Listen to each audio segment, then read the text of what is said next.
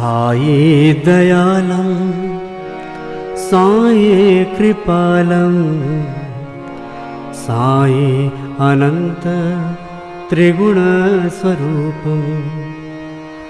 Sai दयालं Sai कृपालं Sai